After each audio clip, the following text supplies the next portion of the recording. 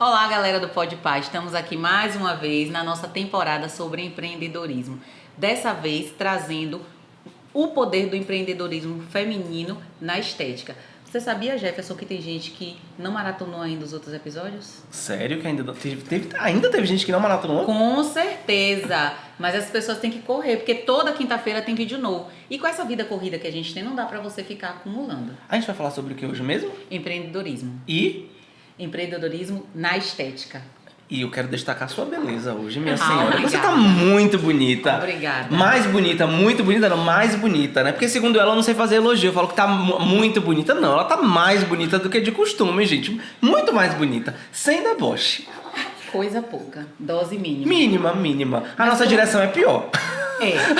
Mas conta aí pra gente. Nós temos, né, uma convidada muito especial que vai falar um pouco sobre estética, né? Mas a gente tem vindo a perspectiva muito da estética para a mulher. E nós acompanhamos a evolução do autocuidado do homem nesse processo. Fui paciente dela, inclusive, né? Tenho que destacar que fui paciente. Gosto dessa questão da gente realmente estar vendo a tendência do que está acontecendo e do quanto que a gente pode melhorar. Porque a gente já é bonito, pode ficar ainda mais bonito, não é isso, Juliana? Com certeza. E acompanhe que é a tendência do nosso podcast. O que é que a gente tem trazido aqui? A gente tem trazido pessoas que estão aí alçando novos voos, né? E trazendo o que há de mais atual também no mercado. Então a nossa roda, ela tem essa proposta. E assim, para falar da nossa convidada, Julie, tem sido uma tendência. A gente tem buscado pessoas que são referência e que têm uma busca por conhecimento incessante.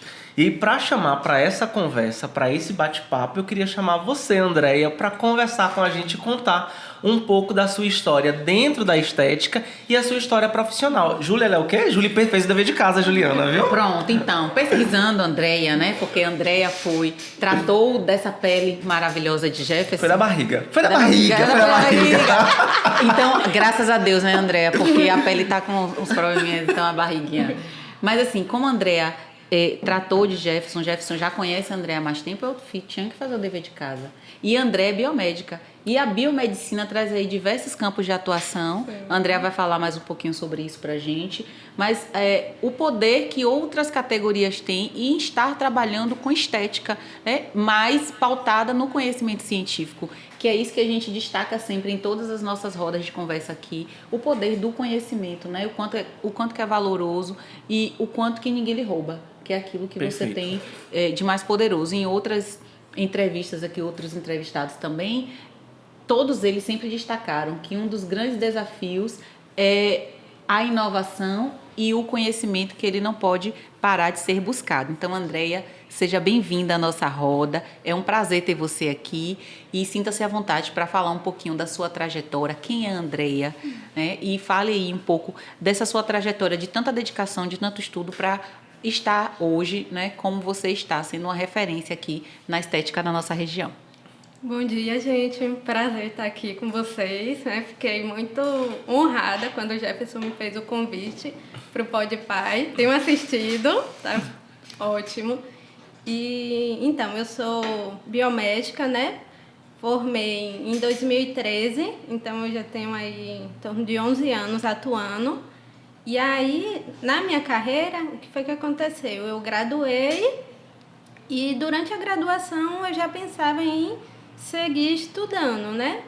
Aí formei, resolvi fazer o mestrado acadêmico, então segui pelo mestrado em microbiologia e emendei já no doutorado. Então, durante esse processo todo, né, de conhecimento, o que é que acontece? Muitas vezes a gente fica dentro ali da academia, né, com todo o conhecimento teórico e muitas vezes não consegue visualizar o mercado de trabalho e o empreendedorismo em si. E aí, em 2014, quando eu comecei o doutorado, eu comecei a pensar, né? Eu falei, gente, estou estudando tanto e o que é que vai ser quando terminar isso tudo, né? E aí foi quando surgiu a oportunidade de fazer a especialização na área de biomedicina estética. Então, para quem não sabe, a biomedicina, ela hoje tem 35 áreas de habilitação. Nossa! Então, é um campo bem vasto, né? a grande maioria dos colegas, cerca de 70% dos colegas, vão para a área de análises clínicas, que é uma área que eu também gosto muito, mas eu resolvi seguir na pesquisa e aí foi quando meus olhos se abriram para a área da biomedicina estética. E aí comecei a me especializar, ver os profissionais, né, trabalhando na área, e a biomedicina estética caiu na minha vida como um presente mesmo, porque eu não imaginei que eu iria gostar tanto quanto, né, que eu gosto. Já me identifiquei, né, dessa relação de atendimento com o paciente, e durante a especialização em biomedicina estética, o mestrado e o doutorado me deu uma visão muito clara da parte da ciência na estética, porque eu não queria apenas fazer um procedimento, eu queria entender o mecanismo que estava por trás daquele procedimento, né? Como que é essa pele, qual é a disfunção que ela tem, né? Como que esse tratamento vai estar ali melhorando aquela pele a nível celular, de fisiologia, de anatomia. E aí as portas foram se abrindo, né?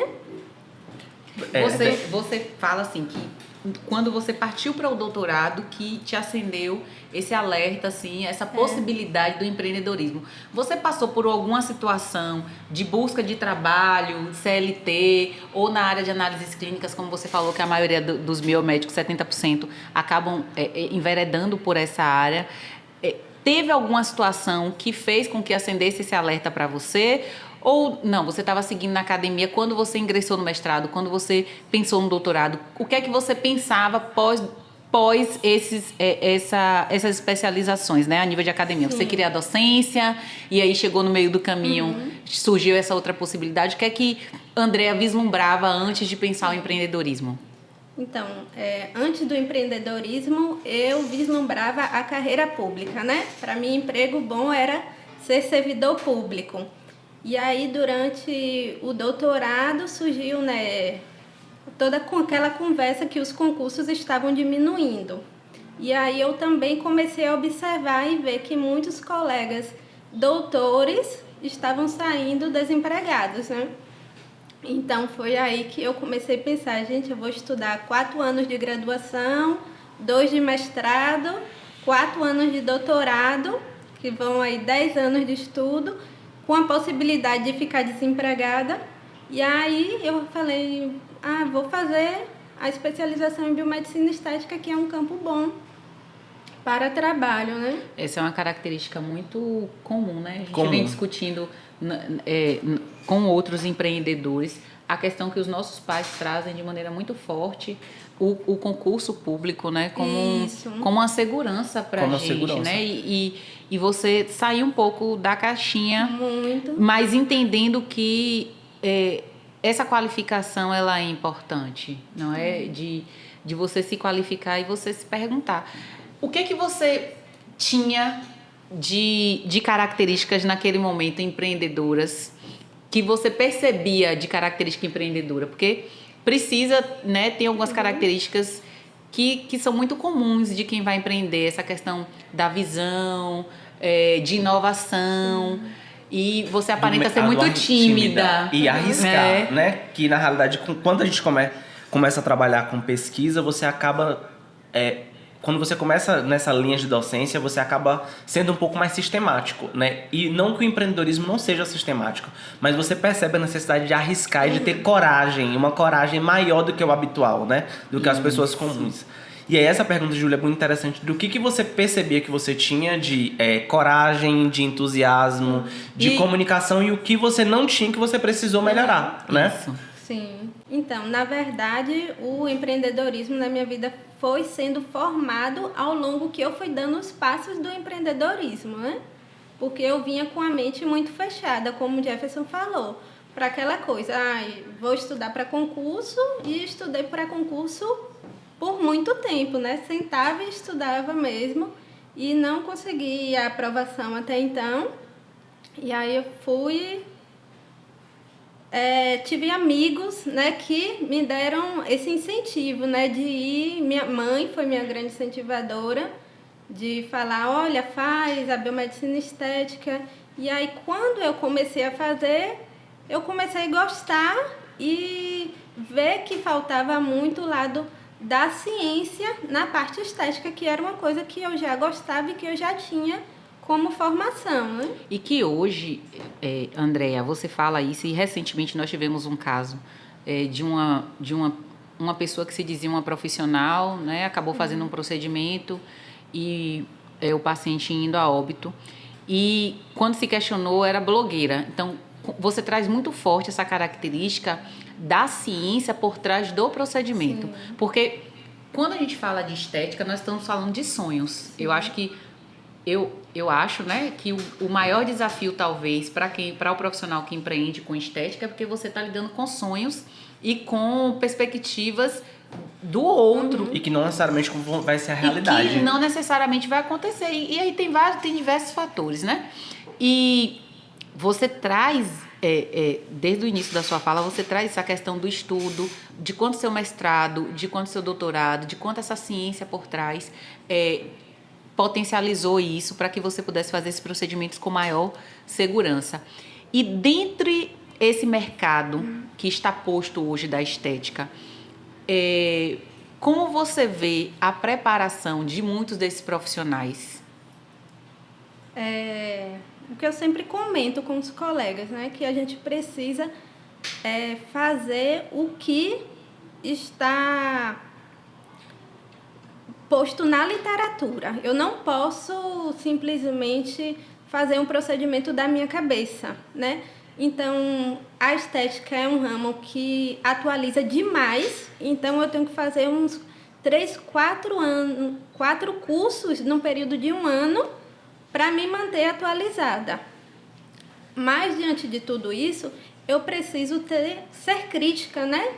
E olhar para os novos protocolos e perguntar, peraí, esse aparelho novo, ele já tem estudo científico?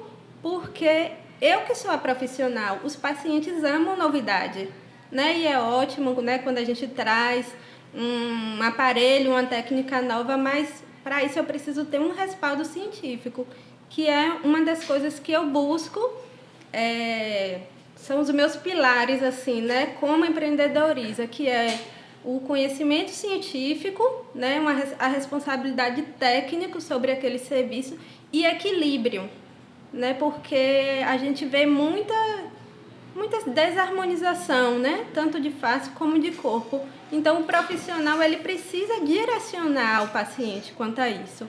Então, eu preciso, antes de tudo, poder escutar meu paciente. Essa é uma coisa assim que é fundamental na área da estética, né? Eu preciso escutar o paciente, saber qual é a queixa dele, ajustar a expectativa do paciente ao que o meu tratamento pode oferecer, né? Porque muitas vezes o paciente vem com aquela expectativa de que ele vai sair com 20, 30 anos mais jovens e tem coisas que a gente é limitado, né? Quanto técnica, quanto pele, quanto texto, isso, e na realidade é você entender. Edel, você trouxe um ponto muito interessante, que é em relação aos pilares que você utiliza e o quanto que é importante desse pilar de pensamento crítico que a gente vai moldar durante a graduação. Sim. Né? A gente molda esse pensamento crítico durante a graduação para conseguir executar uma especialidade. Então, assim, quando você traz que você tem dentro dos pilares o conhecimento, você tem a questão do empreendedorismo, do que você pode oferecer e ajustar com a expectativa do paciente, é um ponto importante, principalmente em relação às promessas. Uhum. E a gente vem no universo aí que as pessoas prometem muitas coisas e não necessariamente vai conseguir cumprir pela questão de pele, pela questão de estrutura corporal. O tratamento estético, ele é um potencializador, né? Mas você percebe que algumas mudanças são mudanças em realmente a qualidade, a fazer atividade física. Então, assim, é multifatorial, né? Não é tão simples assim. Não é tão simples mesmo. E assim, trazendo para essa questão do empreender, que é o que a gente vem discutindo, por vezes as pessoas se veem com potencial empreendedor e acham que isso é suficiente, então não querem se dedicar a uma graduação, que foi aquilo que a gente vem conversando, né? Tem gente que não vai precisar de uma graduação, tem gente que vai empreender em algumas outras áreas e que não vai precisar, mas em outras, e principalmente quando a gente fala de saúde, porque a gente está falando de estética, mas estética é saúde, é saúde estética. Sim. Não é simplesmente um botox, não é simplesmente um procedimento que vai fazer uma alteração superficial de uma textura de pele, né? Então, o quanto que esses momentos de pesquisa, eles são importantes, e do saber pesquisar, porque você é pesquisadora, né? Quando a gente fala de quem faz doutorado, nós estamos falando aí de seres pesquisadores. E você traz muito forte isso. Então, o que seria o diferencial do empreendimento de Andrea, que é esteta, para outros empreendimentos relacionados à estética? O que Andrea traz de diferencial? Eu percebi o diferencial de ser doutora como acadêmica, né, como pessoa que acredita na ciência, como uma pessoa que vê os protocolos e vê a questão da pesquisa muito importante para os processos de desenvolvimento dentro do processo de saúde e doença.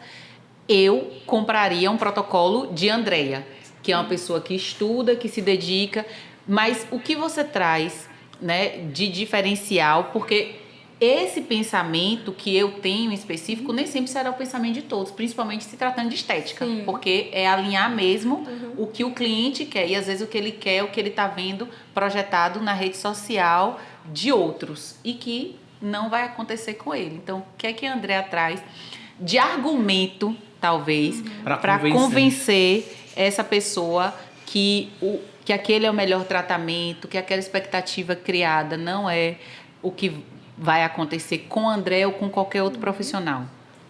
Eu acho que o meu primeiro diferencial seria a parte da escuta. Eu gosto de escutar meu paciente e entender qual é a queixa que ele tem. E assim, analisar dentro dos recursos que eu tenho de tratamento o que realmente vai ficar dentro daquilo que ele espera a nível de resultado, né? Eu gosto sempre de conversar com o paciente. Os pacientes hoje não são mais leigos, né? Eu acho que o paciente tem todo o direito de questionar sua formação e a técnica, saber quais são os riscos ou não daquele procedimento, como é o pós, quais são os cuidados. Então, tudo isso precisa ficar claro durante o atendimento, né? E, além disso, não oferecer propostas irreais, né? Que não... a gente precisa entender que a gente leva anos envelhecendo e simplesmente a pessoa deitar na maca e fazer um único procedimento não vai te dar 20, 30 anos a menos, entendeu? Então, é preciso ter esse senso, né? O que você vê como maior desafio na área que você escolheu empreender? O que eu vejo como maior desafio é essa questão de ter que inovar sempre, sempre buscar o novo. É o maior desafio, porque... O interessante é porque a gente vem numa temporada de empreendedores, e uma das vertentes é essa, é justamente a inovação. E tem uma frase que a gente sempre vai utilizar como referência, que algumas coisas são treináveis. Sim. E o inovar é treinável, né? A gente realmente, quando a gente está num ciclo de pessoas que inovam, consequentemente a gente acaba inovando também. Então, dessa tendência de estar com pessoas que levem a gente a inovar. Isso é importante, né? Você tá no meio de empreendedores, você acaba trazendo eu acabo fazendo muito na Forqué. Eu ando com empreendedores de outras áreas, fisioterapia mesmo. Eu tenho um amigo que é empreendedor e a gente trouxe ele aqui, que é Thailson. Thailson empreende dentro da área dele, mas a gente acaba pegando alguma coisa para o nosso empreendimento, para nossa, porque a gente cresce junto, né? E se tratando de Itabuna, que é a nossa região, você percebe alguns movimentos de alguns empreendedores aqui que dá para a gente colocar dentro do empreendimento, né? Não tem muito para onde correr disso, não. Você... a questão do network, como é que você consegue perceber isso dentro dessa área? Eu acho que é fundamental a gente ter um bom network, né, para o nosso empreendimento, porque as pessoas ali que eu estou relacionadas, elas podem conhecer melhor meu trabalho, né? Acontecem muitas trocas também de conhecimento, então é necessário ter esse network com os profissionais em volta, com os pacientes, até para você tornar o seu trabalho mais conhecido. Como foi para você na pandemia? A gente tem discutido muito o período da pandemia, que alavancou muitos profissionais, né, que tiveram que justamente inovar, se reinventar. Como foi esse processo para você que empreende com estética, que empreende com qualidade de vida, mas assim, de uma coisa que não é tão necessária, né? Digamos assim, eu acho que a palavra nem é essa. Não é dentro do fundamental. Mas não entra como prioridade muitas vezes nas rotinas de muitos, como aconteceu com a pandemia, né? Alguns serviços essenciais. Então, talvez cuidar da minha pele, fazer a limpeza de pele naquele momento, pela necessidade de um distanciamento, não se configurasse importante. Como foi administrar esse período de crise? Porque um dos grandes desafios de vocês empreendedores são os períodos de crise, né? Que eles acontecem. Afinal, é uma montanha russa. Como foi para você isso, assim? Eu sempre gosto de brincar que se eu não quebrei na pandemia, que eu não quebro mais. Então, durante a pandemia, eu estava nesse processo, né, tinha acabado de terminar o doutorado, estava dando aula na Unime, né? Então, eu tinha um emprego fixo ali. E aí, pouco antes da academia, da pandemia, eu tinha sido desligada da Unime e aí estava só literalmente vivendo da biomedicina estética. E aí durante esse período eu consegui inovar porque um dos pontos que tinha era a suplementação, né, de vitaminas e tudo que na pandemia não se falava tanto, né, de quanto que a suplementação com vitaminas era importante, e aí eu consegui trazer esse ponto de melhorar a imunidade e vender esses protocolos de melhora de imunidade. Que talvez outros profissionais da estética, por não ter o conhecimento da biomedicina, não conseguiram fazer esse link, né? Você vê a importância da sua formação, porque você vem para um nicho que é possível, né, dentro do que lhe é proposto enquanto graduação, mas a importância da amplitude que dá à sua profissão e da questão do estudo, mais uma vez. A gente volta para a questão do estudo, porque se você não tivesse essa dedicação, talvez você não conseguiria adentrar por esse caminho, né? É como você falou, né? Não se trata apenas de estética, se trata de saúde. Eu preciso olhar esse paciente como um todo, né? Como é que está a saúde dele, quais são o histórico. E na realidade, quando a gente fala de estética, a saúde ela começa de dentro para fora. Sim. Então, querendo ou não, você acaba fazendo ajuste, suplementação de algumas suplementações nessa perspectiva de você melhorar de dentro para fora e, consequentemente, melhorar a pele.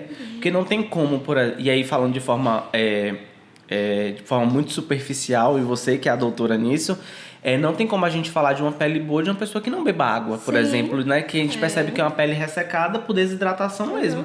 E da importância desses ajustes. Você traz, Dea, na sua fala também, em relação dessa importância dessa anamnese, né? Que é para além do procedimento. Muito. A gente entrega muito na anamnese.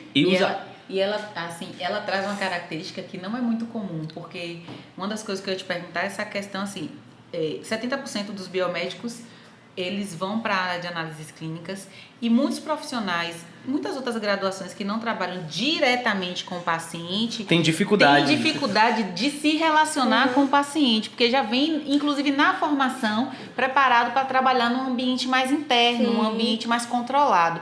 E quando você passa a lidar com o paciente, aí são caixinhas, né, que chegam para a gente. E aí você traz a consulta como uma característica que para a gente, enquanto enfermeiro, é muito comum. Né? Então, a gente desenvolve uma consulta de maneira muito mais prática, mas você traz essa consulta. E como foi para você pensar e estruturar essa questão da consulta? Como foi que você percebeu que isso poderia ser um diferencial para o seu negócio?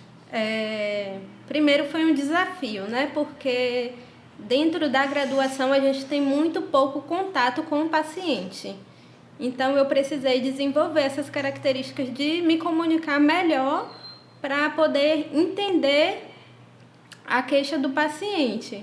E aí, nisso, foi aprendendo, acho que um pouco na prática mesmo, né?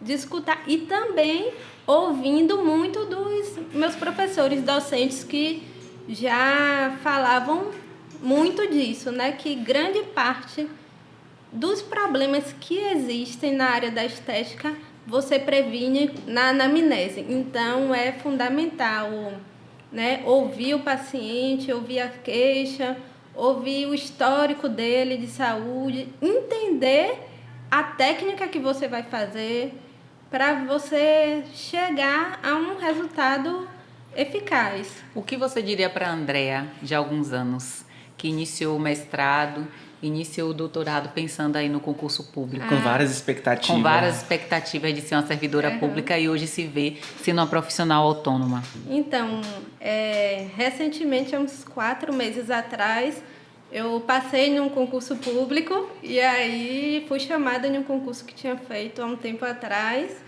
e fiquei naquela, né? E agora vou para o serviço público e aí vendo quanto que eu já caminhei no empreendedorismo, eu resolvi continuar empreendendo e abrir mão da posse no concurso. Então, eu diria que vale a pena empreender, apesar de todos os desafios, você tem uma gama de continuar crescendo muito além do que o serviço público pode lhe oferecer, né? Como servidora pública, você vai ter ali uma estabilidade, é ótimo, né? A estabilidade, mas você acho que vai ter sempre aquela vida ali, né? E o que é que a Andrea almeja? Onde é que a Andrea quer chegar? Eu quero chegar, eu quero me tornar a referência em saúde estética, não trazendo apenas a parte de estética, mas tratando um paciente como um todo, né? Agregar outros profissionais, né? Porque a gente sabe que um trabalho que é feito com multiprofissionais, ele dá mais resultados, então eu quero expandir, né? Trazer o profissional nutricionista, educador físico, psicólogo, para poder tratar o paciente como um todo. Eu fico encantada de ouvir essas coisas, porque ver profissionais da saúde entendendo do poder, do potencial que tem uma equipe multidisciplinar para a saúde, né, do paciente, para os resultados holísticos em termos de qualquer tipo de tratamento, para a gente que é da enfermagem, né, porque a gente já tem essa visão mais holística do paciente, então isso acaba sendo bem interessante. Bem interessante, e é uma questão que é uma tendência hoje do mercado de você entender que que o ser humano ele é constituído de alma, corpo e espírito, e dentro dessa constituição a gente precisa fazer as abordagens necessárias. Sim. Não tem como o Jefferson, enquanto enfermeiro, fazer uma abordagem que um fisioterapeuta fará. Não tem como eu, Jefferson, enquanto enfermeiro, fazer uma abordagem que um educador físico ou que der enquanto estético. Então, assim, a gente percebe que quem se beneficia sempre vai ser o resultado, e o meu resultado é quem? É o paciente. Então, quem vai se beneficiar com todo esse arcabouço de ciência é o paciente. Não tem muito para onde fugir disso, não, né? O que é que você diria? O que é que para as pessoas que buscam tratamentos estéticos, né? E a busca por profissionais que realizem esses sonhos? Qual é a orientação que você dá enquanto profissional que estuda, que pesquisa, que busca? E nesse ritmo meio desenfreado que a gente vivencia mesmo de pessoas na internet com corpos esculturais, tentando imprimir um padrão a uma sociedade que é uma sociedade humana mesmo, em termos de fragilidades, em termos de imperfeições. Nós somos imperfeitos, né? Sempre. Sim. E às vezes você está querendo mudar aquela textura de pele, mas não é aquilo que te incomoda na verdade, né? O que é que você diria para essas pessoas que buscam profissionais? Qual o cuidado que essas pessoas precisam ter na busca por esses profissionais para que não incorra em situações como a gente viu recentemente? Primeiro, a pessoa tem que entender que cada ser humano é único, né? Em toda a sua essência, e que você tem uma anatomia e uma fisiologia. Jefferson vai ter uma anatomia diferente de você, Ju. Então, o paciente precisa entender isso. Ah, minha amiga fez e ficou assim. Você não é sua amiga, como a nossa mãe diz, né? Você não é todo mundo. Exato. Então, cada um é único. Então, você precisa entender isso e ajustar com o profissional suas expectativas, ler sobre o tratamento, né, que está sendo oferecido. De preferência, se puder ter uma indicação, né? Ver quem já fez aquele procedimento, gostou.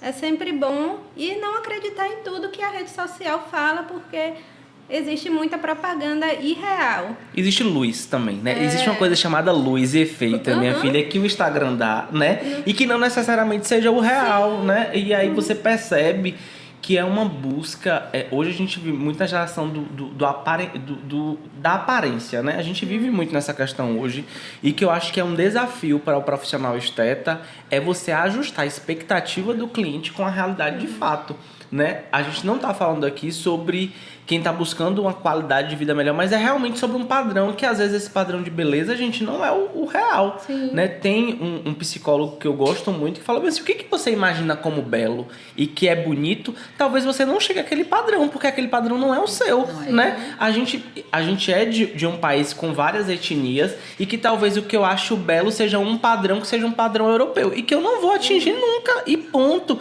e tá tudo bem, né? É realmente se conhecer em relação a nossa potencialidade, e o que eu consigo de admirar em Belo e Jefferson, né? Consigo admirar em Belo e Juliana, e a gente vai se percebendo e se complementando nesse aspecto, que é trabalhar com beleza, gente, é difícil, né? Eu digo isso porque eu trabalho com cirurgia plástica, e às vezes a gente percebe, e eu conversando com o Dé, a gente já falou muito sobre isso, do quanto que a gente meio que trabalha como psicólogo, né? Com o nosso paciente. E aí, o quanto que a gente acaba interferindo, né? De tipo assim, de falar bem assim, ó, precisa mudar a sua perspectiva de vida, sua visão, né, sobre determinado assunto, porque às vezes vem muitas frustrações, vem muitos traumas. Eu já atendi pacientes mesmo que a expectativa era porque o marido não gostava em algo que ela nem se incomodava sobre, né? E aí a gente começa a perceber do que a gente precisa talvez fazer com que essa mulher ela se reconheça enquanto bonita, independente do outro, né? Porque não dá pra gente atrelar o que eu acho bonito não por causa do que o outro acha ou não. E os homens vêm avançando nesse cuidado estético também, não é? Como é que você percebe esse movimento masculino? Então, os homens, né, já procuram bastante. Eu acho que hoje em torno de 20%, 25% da minha clientela é homem, o que me surpreende, né?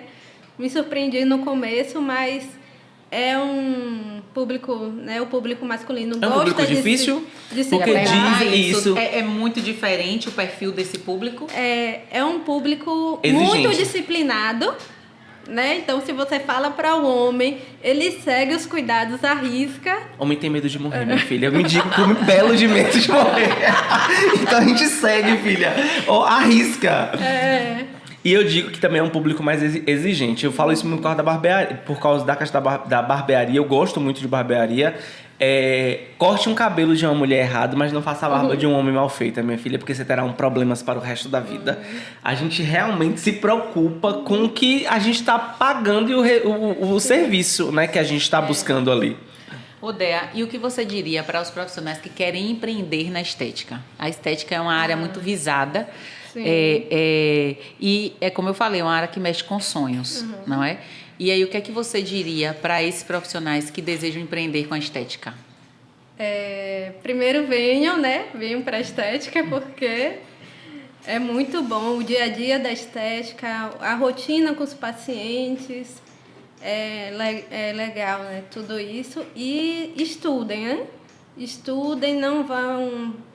Estudem quais cursos, qual após, estudem anatomia, vá além do que lhe é oferecido, né? O conhecimento está aí e a gente tem acesso, tem livre acesso. E um ponto importante, porque quando a gente fala de esteta, né, de profissionais estetas, a gente pode ser vários profissionais. Pode ser fisioterapeuta, enfermeiro, biomédico, da importância da gente conhecer o nosso órgão, nosso conselho de classe, né? Isso. Porque assim, cada conselho de classe vai deliberar em relação àquele profissional esteta. quando você falou mesmo aí de procurar uma pós-graduação que seja uma pós-graduação que tenha nome, que vá lhe dar um retorno bacana, e ver se o seu conselho de classe vai legitimar aquela pós-graduação, porque tem isso, né? Dentro do conselho de enfermagem, a gente tem critérios para a pós-graduação. E, por exemplo, hoje tem sido oferecido pós-graduação para esteta online. Dentro do conselho de enfermagem, a gente não consegue a certificação de enfermeiro esteta, porque não dá para ser enfermeiro esteta de forma online, porque você perde uma carga horária mínima aí de estágio.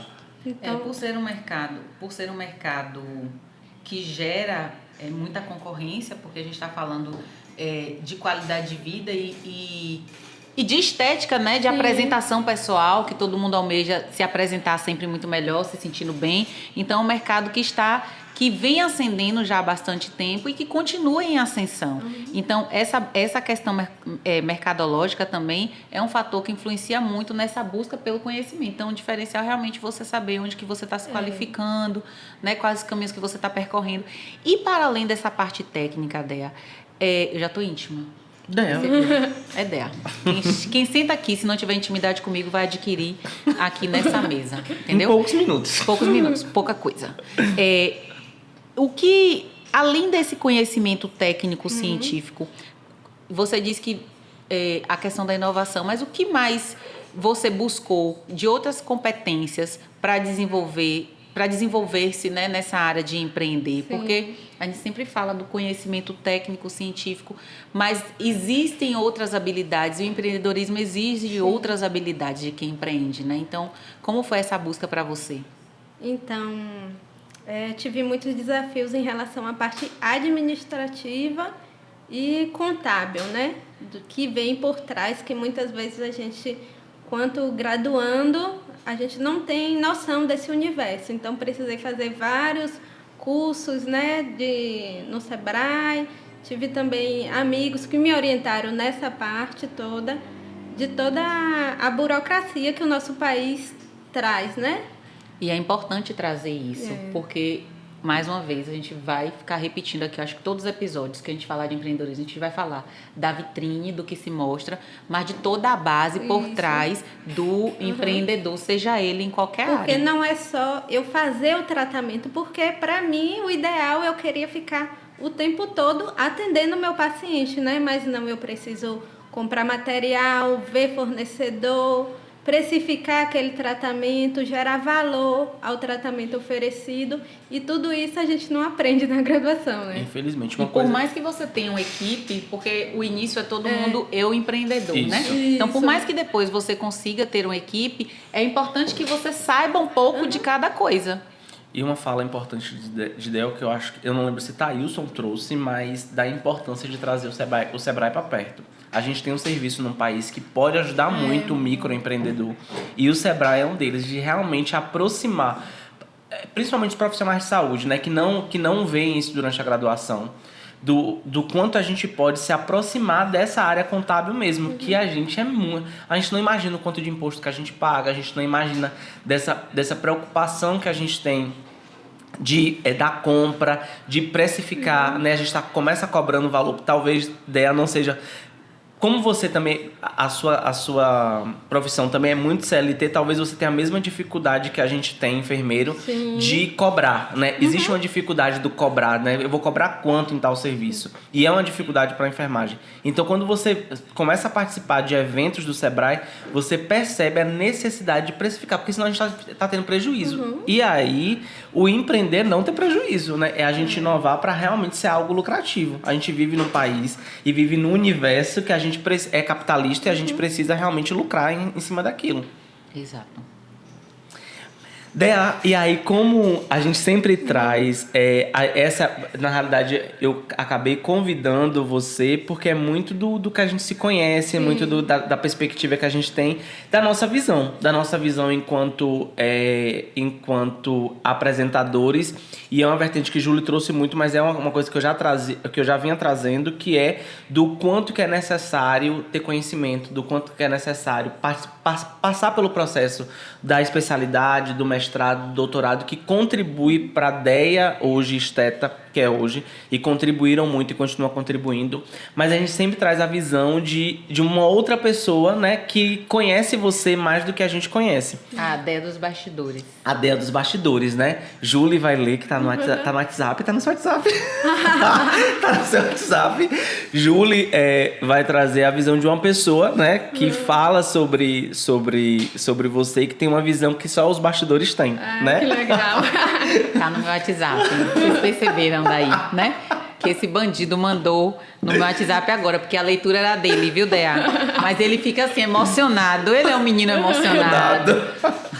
Dea, eu vou ler aqui rapidamente quem é Dea, para além da Dea que Jefferson me apresentou, para além da Dea que cuidou da barriguinha de Jefferson. A visão empreendedora de Dea sempre foi uma característica ímpar de sua personalidade. Desde muito jovem, tendo ideias inspiradoras que demonstravam sua distinção. Essa qualidade foi vista em sua juventude, em sua vida acadêmica, através de suas publicações. Além disso, essa visão possui influência direta na escolha da minha profissão, pois sem seu exemplo, investimento e influência, jamais teria me endireitado para a área acadêmica. Walt Disney afirmava que muito melhor do que sonhar é acordar e dar os primeiros passos. Dea, para mim, é a aplicação real dessa frase.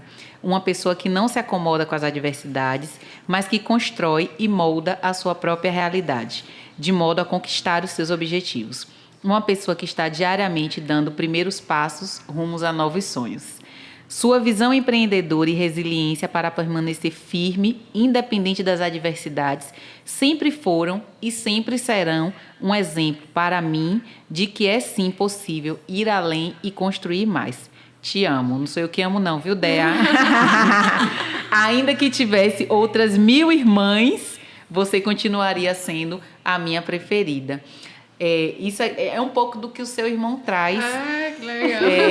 É um pouco do que você traz e é bem interessante que a gente presencia muito isso quando a gente faz a leitura de um perfil para o convidado, que a gente sempre conversa com o convidado vem imprimindo e vem trazendo a sua marca no decorrer da nossa conversa e a gente fecha com o relato de uma pessoa que está próxima, né? E do quanto que eu fico muito feliz de trazer essas pessoas, de conseguir trazer essas pessoas aqui para a nossa conversa, de que são pessoas que estão alinhadas com o que postam na sua vitrine, mas com o que vivenciam. E esses relatos, eles trazem muito isso. Então, seu irmão trouxe aí esse... E o quanto que você influencia, né? O quanto que a gente influencia. Então, seu eu irmão... queria só falar que grande parte do que ele trouxe aí, né? Uma fala que eu aprendi com o Jefferson, que é o feito é melhor do que o perfeito, né? Ele me falou isso várias vezes, né, para a rede social, para os cursos que eu ministro. Então, a gente vai agregando, né, um pouco de todo mundo que a gente convive.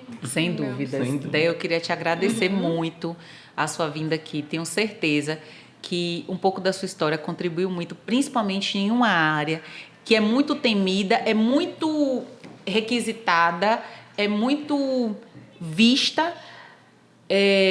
Muitos anseiam por estar nessa área, por vislumbrar aí um resultado financeiro interessante, mas que, por outro lado, também é muito temida por diversas outras questões.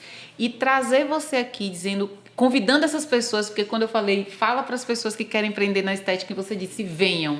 Né? Então, não tenha medo. O que a gente precisa é realmente se especializar, é buscar o conhecimento. Então, eu acho que isso é muito importante para quem almeja empreender, seja em qualquer área, mas principalmente na área da estética, né? Então, assim, foi um prazer receber você aqui, foi um prazer conhecer você e nosso podcast está de portas abertas. Desejo muito sucesso. Dea, eu quero agradecer, né, por ter topado. Você vê o seu empreendimento, vê o quanto que você cresceu, o quanto que você leva a estética tão a sério quanto o mestrado, quanto o doutorado, que você é extremamente aplicado em tudo que você faz, né? É muito interessante e eu sou muito feliz de ter a sua amizade, de ver o quanto que você é uma profissional de sucesso aqui em Itabuna na parte que você se dedicou a fazer, né? Parabéns, né? Eu acho que os intempéries, as tempestades, elas vêm, mas elas só nos fortalecem enquanto pessoa, enquanto profissional, e você é uma prova viva disso, viu? Eu queria que você olhasse para aquela câmera ali, Sim. falasse a sua rede social para que as pessoas possam seguir, possam acompanhar, possam pegar suas dicas e, quiçá, também estar se consultando com essa profissional que conhecimento todo mundo já percebeu que ela tem e é uma busca constante. Então, traz segurança e eu acho que isso é muito importante quando a gente fala de sonhos, porque buscar a qualidade estética nossa, a gente está falando de sonhos. Então, fala ali para nosso público qual é o seu Instagram e dê o seu recado. Gente, então, eu sou a Andrea Gonçalves, meu Instagram tá andreags.biomédica, né? Podem me seguir lá, me chamar se tiverem dúvidas sobre os procedimentos. E eu queria agradecer, né, ao Jefferson e a Júlia pela oportunidade de vir contar um pouquinho da minha história, né? É uma grande honra estar aqui com vocês, prestigiando o Pode Pai e A gente que agradece. A gente que agradece. E a você que acompanha o nosso podcast, siga a Andrea na sua rede social, veja dicas valiosas. Nos sigam, por favor, Calma, senhora. eu tenho que falar do meu convidado, porque Entendi. isso é educação. Educação, entendi. Isso. Entendi. Calma, então, primeiro tô é o calmo, meu convidado. tô calmo. Pronto. Nossa Senhora. Então, primeiro, sigam a Andrea nas suas redes sociais, porque se eles estão aqui nos vendo, eles já nos seguem. Graças a Deus por isso, né? Pronto. Então, e convidem outras pessoas para seguir o nosso podcast e ter acesso a pessoas como a Andrea que chegam aqui na nossa roda de conversas e trazem um conhecimento ímpar, que é um conhecimento de vida que vai para além do que a gente vê nos livros. Pronto. E uma coisa, Júlia, que você trouxe, o que eu tenho percebido é que muita gente vê os nossos vídeos no YouTube e acaba não se inscrevendo no canal. E aí eu acho interessante se inscrever no canal. Para além de ver o conteúdo, se inscrever no canal. Exatamente. Né? Se inscrevam no nosso canal, Pode Pai, né? Sigam, compartilhem, permitam que outras pessoas tenham também acesso a conteúdos como esse. Toda quinta tem novidade, gente. A gente aguarda vocês para mais um podcast, né? Com certeza. Tchau, galerinha. tchau, tchau.